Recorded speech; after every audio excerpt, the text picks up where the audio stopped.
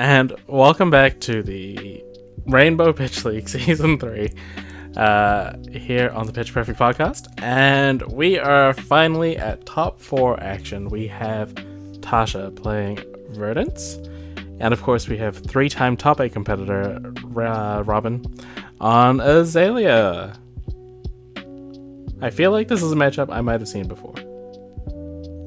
Yeah. Maybe a few times. Once or twice. Unintentionally. Maybe a few times. I will say, though, last time we saw it go 2 different ways. Yeah. Right? In top 8. So, we'll kind of a coin flip on how this one's going to go. Yeah, I'm excited. I'm excited to see these 2 players play again. Obviously, they are great players. They've had a lot of great games throughout the league. And I don't know. Should we break down the matchup again? In case it's been that long since you've seen a Verdance versus Azalea game here on the Pitch Perfect Podcast YouTube channel, Azalea tries to do big arrows, usually has a bunch of disruption, and Verdance can struggle into that, but of course Verdance has her own disruption as well, and if she can kind of get that train going, kind of keep Azalea off balance, force Azalea to block, then of course the Verdance will start to get more advantage. It's a classic matchup of the deck that functions well off a minimal hand versus the deck that functions with a lot of cards in hand, and it's just going to see kind of who can run over the top of each other first and foremost. Yeah, it's the same breakdown as every other one. Yeah, basically. I mean, this matchup, though, these games I think tend to be really interesting, so I'm excited to watch it. Yeah, no, that was definitely oversimplified, but yeah, so this is Robin's first top 4 in the Rainbow Pitch League. Will she be able to take it out, or will Tasha, the newcomer to our league, move on to the finals? Find out after a word from our sponsors.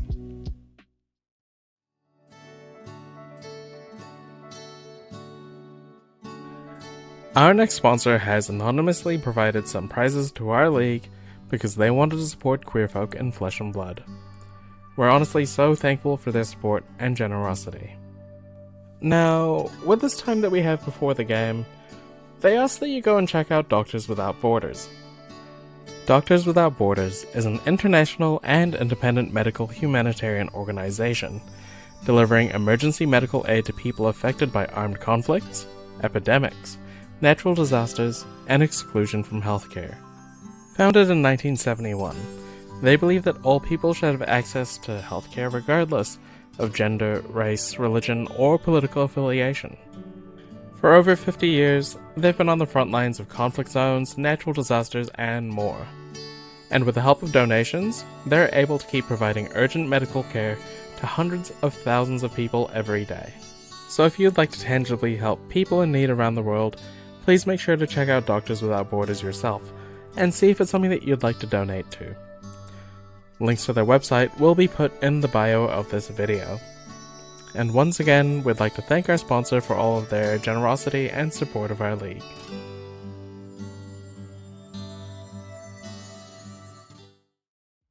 And welcome back to Top 4 action here on the Rainbow Pitch League. As you may notice, it is just me at the moment. We had some technical difficulties with recording the commentary initially, so just re-recording it, and it'll just be my voice for the meantime, though just trust that we watched together and actually did this commentary before. We're starting off with a Death Dealer putting an infecting shot into the arsenal, drawing a card, and it looks like we're going for the blind Azalea here, trying to get a cheeky dominate if we can, but that is not an arrow, that is a lace with inertia. Nope, I'm lying, lace with blood rot. So that's going to be a cheeky amount of damage potentially. Try to, nope, no it's not. We're just going to pause a turn there, and Tasha's going to take a moment to discard Fruits of the Forest, gain some life. So in terms of equipment, real quick, nothing unusual from Tasha's side. We have the Crown of Providence, Barkskin Millennium Tree, the Stonewall Gauntlet, and Storm Striders, kind of the usual of what we expect a Verdance to have. Meanwhile, on Robin's side, we have the Skullbone Crosswrap as the only point of arcane barrier, and the long bow half glove, long draw half glove for any Warmonger's Diplomacy shenanigans, tunic, and of course Snapdragon Scalers. Here we have the Enlightened Strike coming in for 5 with Go Again. And that's going to be followed up by a Ring of Roses.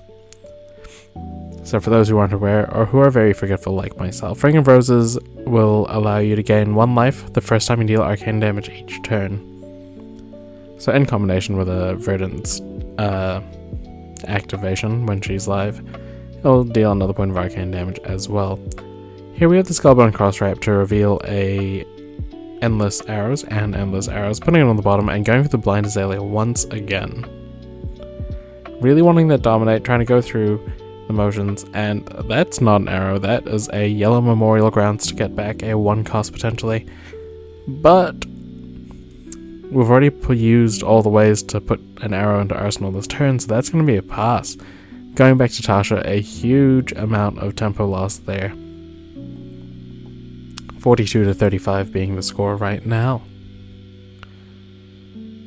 Doing a cheeky graveyard check. Nope, just picking up the graveyard. Having a quick peek at Tasha's hand as well. There was blue cards there, definitely. Not that we should be able to see that, of course. But it looks like we're getting the Burn Bear. And with that on the stack, we are discarding to amplify it by +1, taking it to 7 points of Arcane Barrier. Of course, there's also a functional Spell Void in the Quiver. Not gonna lie, I've forgotten the name. But that's kind of to be expected when it comes to me. But it's functionally Spell Void 1.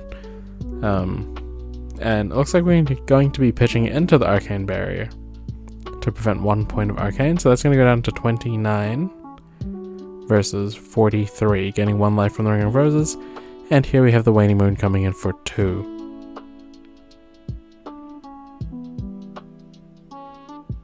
And of course there's the 1 floating, so just 1 point of arcane damage, 43 to 28 in favor of Tasha. Now, if this is your first time watching the Rainbow Pitch League, Robin has been in our top 8 for the last 3 seasons, the first 3 seasons. She's been in every top 8. So, quite an accomplishment, considering the level of competition in this event.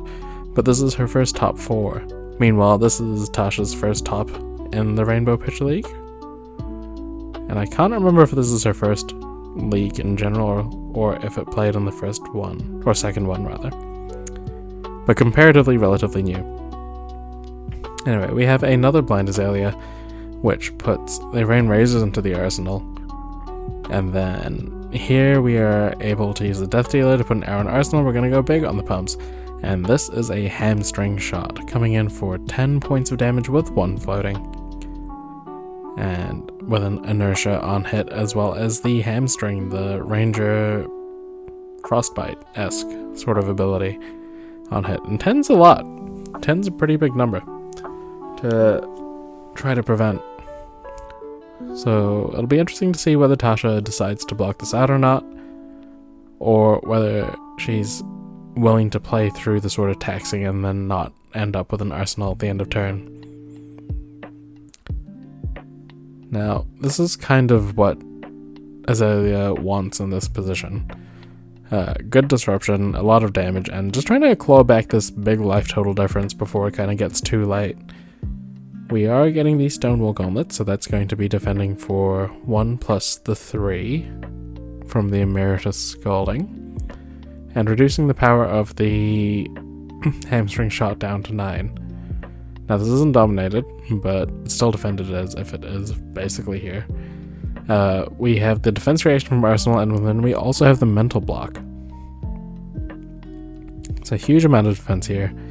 1 plus 3 is 4, plus 4 is 8, plus 2 is 10. So we're going to have 1 remaining floating on this mental block, which is really convenient because here's the Snapdragon Scaler, so another attack maybe to come through. Of course, we've already used Death Dealer, so we could be seeing something like a Codex of Frailty, which we do. Getting back that Hamstring Shot, really wanting to punish and make sure that we're going to get this effect off potentially. The Frailty is received. There's a ponder token as well on Tasha's side from the mental block, and I didn't quite catch what was put in the arsenal there. I don't know if we saw it was kind of off camera. I believe the players are verbalizing it though, and Tasha gets to discard the Cadaverous Tilling,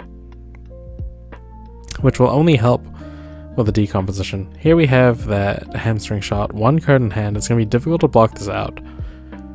Tasha does have the option to use both the bark skin of the Millennium Tree as well as the Crown of Providence, plus a potential 3 to block 7 on this, should she want to. But, you know, that does kind of leave her open, or closed, I guess, to not being able to make any sort of meaningful actions, potentially.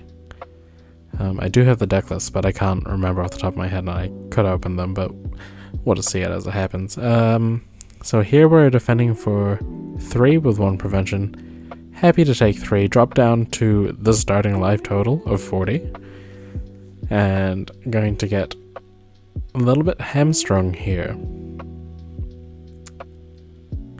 So the first action, I think, not attack, but action. Yeah, I could be wrong. There's going to be attacks of 1 regardless. The ponder token's going to crack, so it looks like it's ready to just pass the turn over, and content to only lose 3 life, despite those 2 huge arrows coming through for a total of 16 damage. Here we have a premeditate, and I missed what was on top of the deck there, but I don't think it was an arrow. Oh, we're going to get to see it. So that's a Seek and Destroy on top of the deck, and this Ravenous Rebel is coming in for 4 points of damage.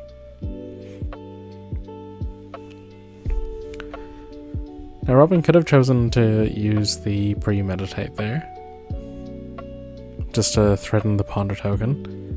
The plus, of course, wouldn't apply to this one, it would apply to an arrow, or an attack from the arsenal. But here we have the Endless Arrows being put down, the Death Dealer picking up that Seek and Destroy, which is immediately being put down, and a Lace of Blood Rot, and a Release the Tension. So this Endless Arrow is coming in for 16. It all just adds up, doesn't it? And if it was any other arrow, there's no card draw here, so this, I guess this is potential ponder. So should this hit, which there's a pretty good chance this will, then Robin will have the chance to get a ponder token and the Endless Arrows back, and then decide which one she wants to have in the arsenal to potentially start the following turn. Yeah, let's get those dice on there. Let's get that big number, the 16 pips. 16 whole points of damage with a whole bunch of on-hits here. We have the Blood Rot, of course. We have the Seek and Destroy trigger, which is kind of like an inertia. And then, of course, the Premeditate to get the Ponder token, should this hit, which it will most likely. There's a non-zero chance that Tasha tries to defend this out.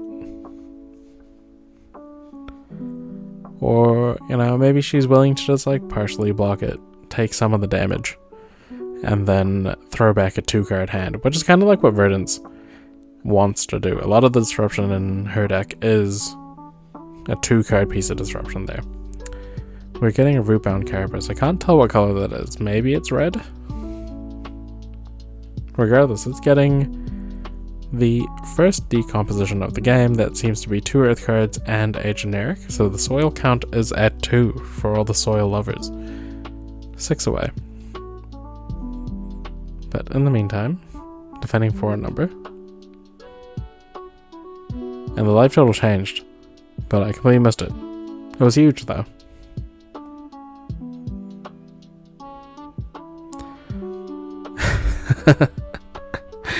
And Tasha ready with the tokens and with a Seek and Destroy to put on her own playmat to remind herself that she's not going to be able to keep that arsenal. The difference between the Seek and Destroy and the Inertia kind of relevant in this matchup. Like, if we don't hit the stack, then discarding the cards is almost a boon to an extent for Tasha, as you're able to decompose with the cards you're discarding. Here we have Enlightened Strike. With a card in hand and a card in arsenal, surely this is 5 go again. That it is. The dice move pretty quickly there. 5 go again. One more action to come after this, at minimum. At minimum, who knows?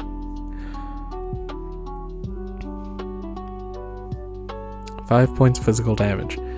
And with only one source of Arcane Barrier, like, if this hand isn't very good, like, isn't going to apply a lot of pressure and disruption, then this might be a good time for Robin to take a moment to block some of this physical damage, keep the life total a bit higher for that close to unpreventable arcane damage to come later on that we're going to see from the Earth Wizard.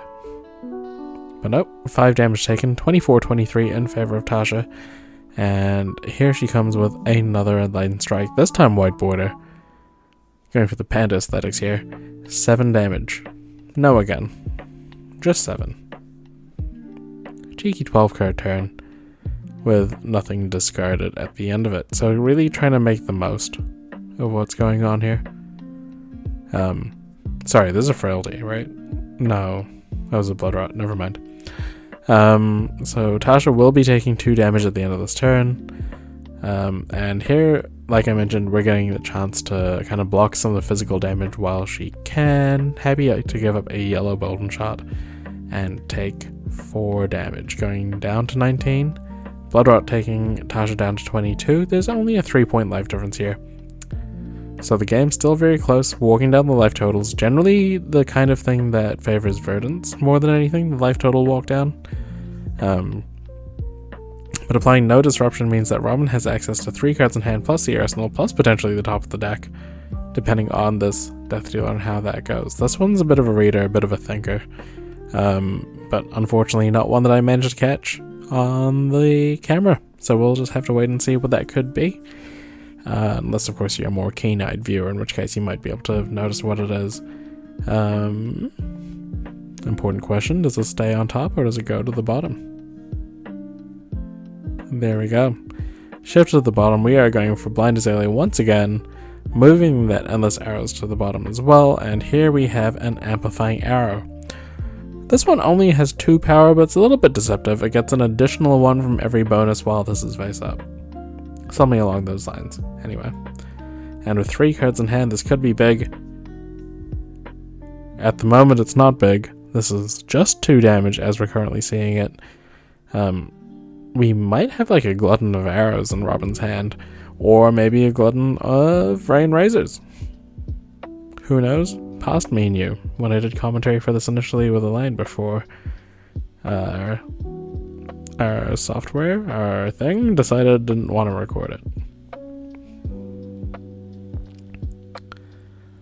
So staring at 2 points of damage, and Tasha is contemplating whether there is going to be a Rain Razors, or Lord forbid a Razor Reflex, although actually, players had each other's deck lists. They had access to it, I think.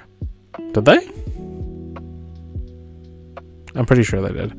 There's the Rain Razors, this Amplifying Arrow going up to 5, and here we have a Shelter from the Storm, and a Mental Block. So we're preventing 6 here, well, defending 4 of it, and then one of the 2 getting prevented, one of the 2 remaining, meaning that there's 1 prevention left over. It looks like Robin's happy to pass the turn here, but that 1 damage prevention was enough for the Ponder token to be created, meaning that Tasha has 2 cards in hand. Maybe we see something like a Felling of the Crown or some sort of powerful Decompose card. Cadaver's Tilling. Not a bad one this early on, of course, there's no disruption. Or decomposition.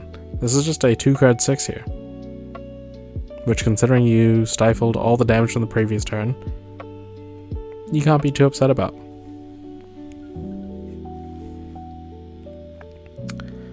Now, Robin hasn't had the best of luck with these Blind Azalea flips. So, kind of a tough position to have fallen back so far. Getting a defense for 6 here, so no damage to be dealt. Life totals to stay at 22 versus 19 in favor of Tasha. And of course, we got the Ponder trigger as well.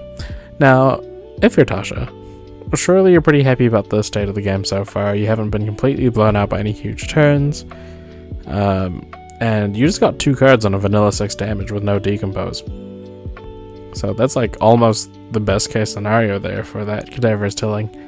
Filling up the earth pile for more soil. Here we have Seek and Destroy and Lace with Blood Rot once again, and an Endless Arrows. I feel like we might have seen something similar last time, but this one a little bit less impactful. Only, quote-unquote, 10 damage with the Blood Rot and the Pseudo Inertia. 10's still a great number, though. You know. Even with 2 defense reactions, that's not enough. So, like, this is going to demand 3 cards if she doesn't want it to hit.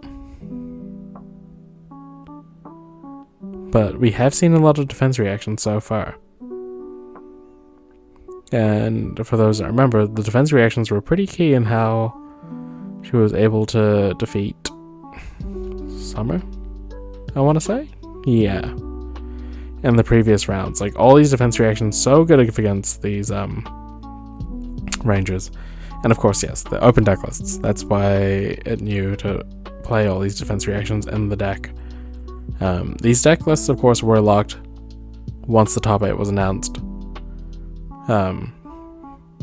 But you do get to see who's in the top 8 before deciding which deck list you submit. Unlike the Swiss portion where it was like kind of loosely open, here we see the first Warmonger's Diplomacy. There's nothing in the arsenal, so Robin is still able to activate, choose War, activate the Death Dealer, and then kind of get in with a little bonus 4 damage with that long draw half glove. That would be an option. Now, of course, there's a consideration to not do it here in case there you end up arsenaling a non-attack action and then get hit with a Warmonger's Diplomacy. So, if she chooses to use the long draw half glove here, there has to be a little consideration of, I mean, yeah, more so than normal in regards to what exactly is going in the arsenal and keeping an attack there specifically, just so you're not completely doing nothing into a Warmonger's Diplomacy. These tokens coming in very handy here for us and our viewing pleasure, now that both players have chosen War. Still 22 to 19 though. No life total changes. And here we have a Bolden Shot.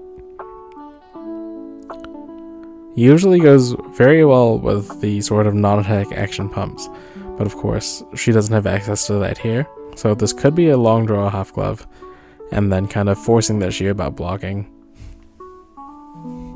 or threatening another attack as a way to kind of get damage through a Warmonger's Diplomacy. That'd be like a pretty impressive turn here if that's the case. So I guess let's wait and see if that's exactly what happens. I can't tell if that's an alter or a full art for the Bolden Shot, but either way, the text box is a lot more red than normal.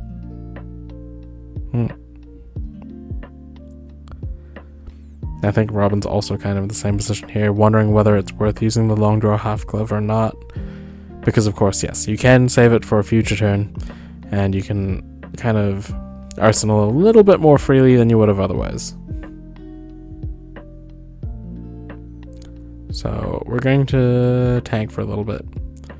Unlike the first time when I tried this, or I guess the second time, I don't think this game is frozen. I can see Robin's shadow moving, so we're kind of okay here. And she has decided to use the long draw half glove.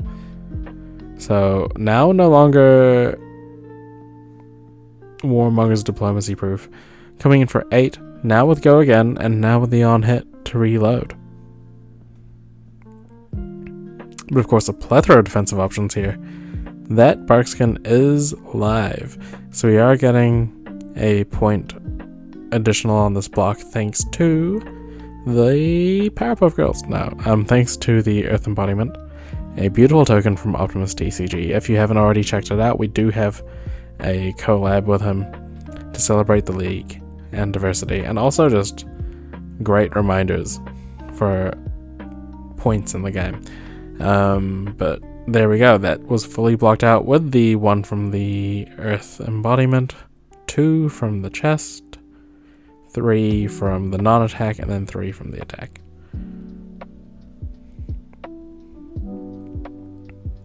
And here's the first felling of the crown. Doing a check to see if we have 3 Earth cards. I guess you only need 2 because the second decompose didn't take us to 5, so we're going the long route. We're really letting the soil decompose. But in the meantime, with a little bit more urgency, here's Felling of the Crown, forcing a card on the bottom, and we are getting in defense for 3. It looks like. There we go, yeah.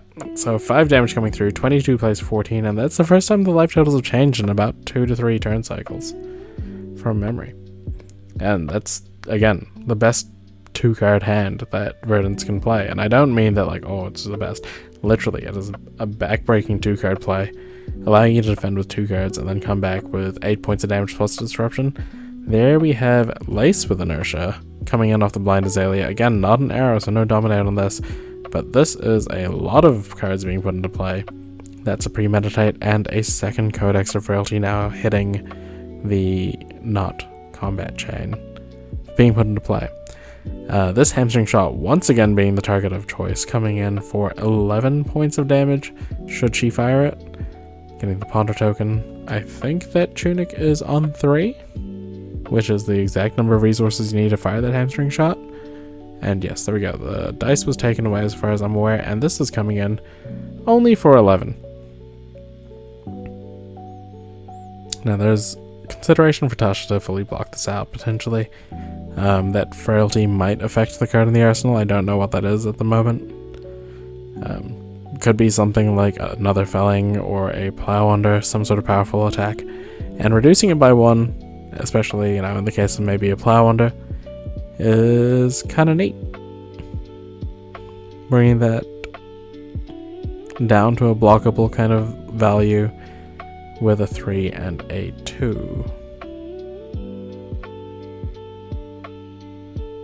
Which, of course, there's a lot of 2s in the Azalea deck. Most of the pumps, if not all of the pumps. Block for 2, I think. But we're getting the second block with the Barkskin of the Millennium Tree, and also the Crown of Providence. So currently we're sitting at 3 with an Earth Embodiment. Plus with 2 more non-attack actions, that is now coming in for exactly 11. Thanks to that Earth Embodiment.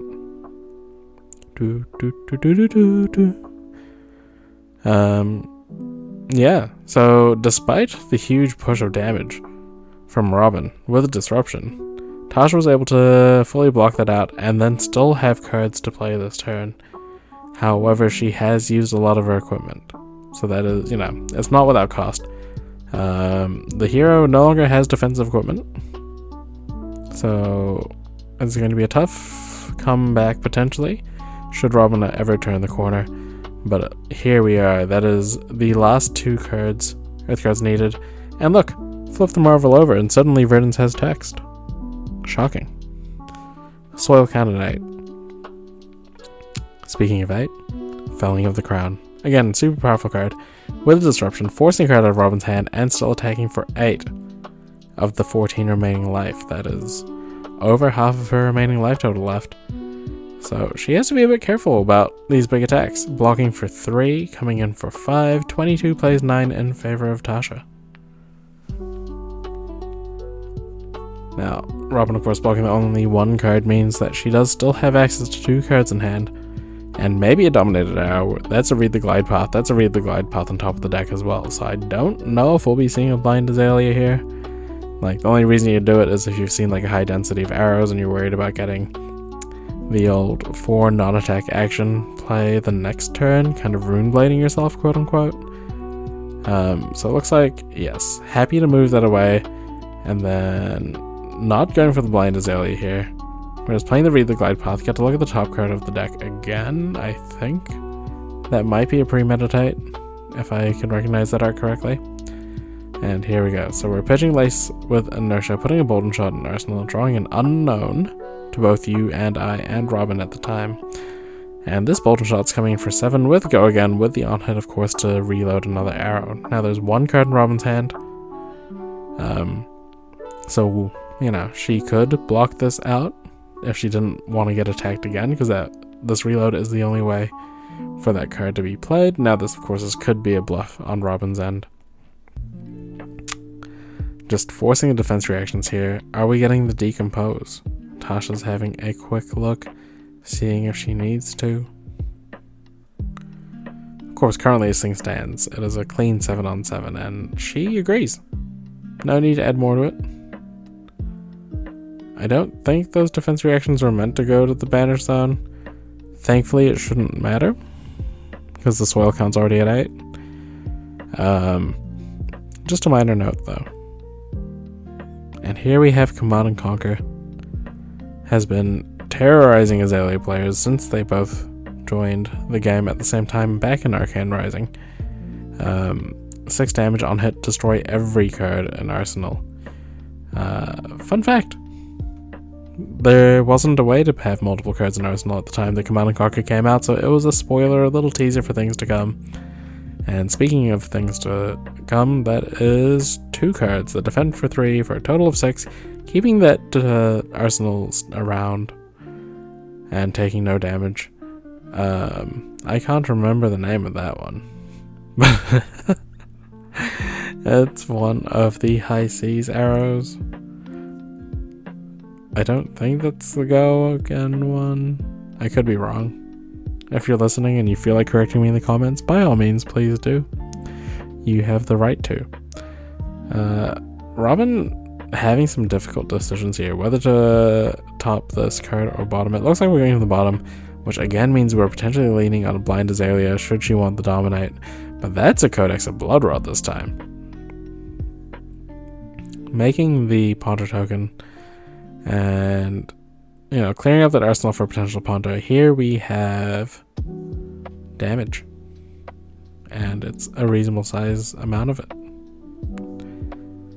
If I'm reading the blurry letters correctly, I think that's the Go Again. But I'm not actually sure. Now it's Tasha's time to think. It does have a 13 life point lead as things stand, but of course all it takes is 1 arrow to be successful, and then you can kind of potentially ride those arrows back to back to back as a way to climb back into this game. But the further down the life total Robin goes, the harder it is to keep a hand and kind of start that train going. But in the meantime, Tasha is happy to take the 6, go down to 15, still have 6 more life than Robin as well. So she did lose half of the life lead, but still maintains a life lead. That Blood Rot Pox could potentially be another 2 damage as well. Verdance does tend to play a lot of blues, so paying it is definitely not out of the question. Robin's deck is looking quite thin at the moment, especially compared to that graveyard. If you have a look at the size difference between those, that deck is pretty low. Maybe running out of gas, and also there's that awkward part at the start of the game where there was a lot of non-attack action, some of which were put on the bottom, may affect the stack. But in the meantime, this is a Burn Bear coming in for 6 with 2 cards in hand, so I would be surprised if Waning Moon didn't also follow suit afterwards. 6 being 2/3 of Robin's life total, Arcane Barrier 1 being paid, 1 floating to stop this Waning Moon potentially. That's the Storm Striders, that's not the Waning Moon. We are pitching for a Burn Bear, another 6 points of damage, and I believe that's probably the game at this point with the Spell Void 1 and the Arcane Barrier 1. 4 damage will come through, and it looks like both players agree. Congratulations to Tasha for making it to the finals of the Rainbow Pitch League Season 3, and well done to Robin for getting past the top 8 and making it to top 4, and we look forward to seeing what you do in the next year. But for now, let's pass it over to me in a line. Wow, what a game we just had there. Congratulations to Tasha for making it to the finals, and congratulations to Robin for making it to the top 4, beating that top 8 curse. But, that was definitely one of the ways that this game could have gone, like we mentioned. Tasha was able to just get a train of disruption going on, and also deal those all-important points of arcane damage, when Robin had very little arcane barrier available to her. What were your thoughts about that game? Yeah, I mean, it was a really good game. I think that Robin was, had quite a few very powerful turns, but unfortunately, I think just had to take a few off turns, like that one with Memorial Ground in the Arsenal that just kind of really put her on the back foot in terms of the game overall. And Tasha ultimately was just able to win through Arcane Barrier. It's kind of like what we said at the beginning of this game. Like sometimes it just happens. This game can really go either way, and today we saw it go in Tasha's favor. But of course, congratulations to Robin, who has top 8 of the league, and every single season this is her first top 4. And yeah, I have full faith that Robin will get to the top one day. Mm-hmm. Maybe next season based on trends.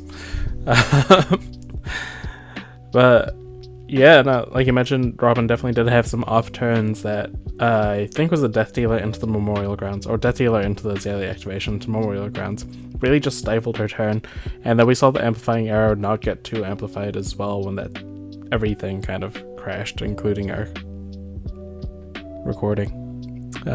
Including my camera. Your camera, I disconnected. A whole bunch of things happened, but we're here now. Yeah, no, I'm just really proud of Robin for kind of like she was put in a tough position in that game from the start. There was a huge life point lead that off turn, and then she was like working her way towards clawing back, getting that sort of additional value. But once her life total got low, as we saw, it was really hard to fight through all that disruption and keep the life total high, and then having what felt like a billion arcane damage, but in reality was 14 points of arcane damage, was just too much when you're sitting on Arcane Barrier 1 and Spell Void 1/2. So yeah, don't know if there's much more to add to that other than congratulations to Tasha again for making the finals. A fantastic run so far, but there's one more game for her to kind of face, I guess, and there's one more game for y'all to watch in the top 4 before we get to our finals. So until then, thank you for watching. Make sure you follow us on our socials: Blue Sky, Twitter, Rainbow X Pitch. And yeah, we will see you in the next one.